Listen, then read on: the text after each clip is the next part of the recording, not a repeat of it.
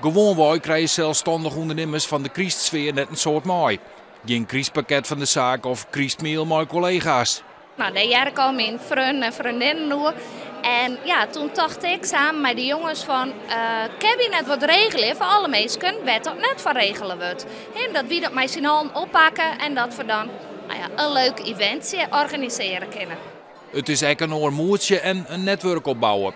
Er zijn een soort ZZP'ers die hierbij komen. En dit is eigenlijk een soort gat wat er hier en dat hebben we nou invult. En dat in meest netwerken, maar dat gaat er net om. Het is echt van de Christsfeer voor zelfstandige professionals. Ja, het gaat gewoon om het saamhorigheidsgevoel. Dat je, even steeds kennen, hé, Maaike boet er even. Maar is jaren hokker ondernemers verlet van zo'n Christ brochtje?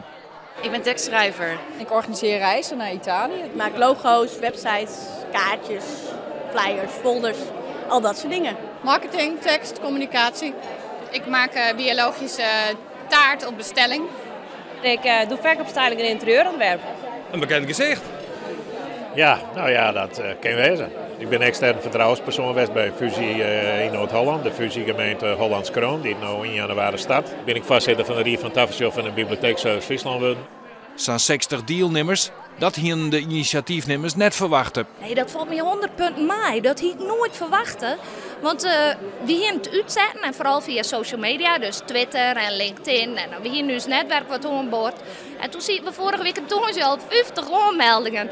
Maar toen dacht ik, bliksem, het moet naar de radar worden. Wat doe ik met herbergen? Dus toen gaan we de aanmeldingen stopzetten. Nou, toen waren er nog een paar die kwamen binnendruppelen. Nou, en in de kerstweer kan je natuurlijk geen nee zeggen. Dus dat is gewoon een extra stolz, jongen. De organisatie vindt het zo'n succes dat het takken meer wil werken in.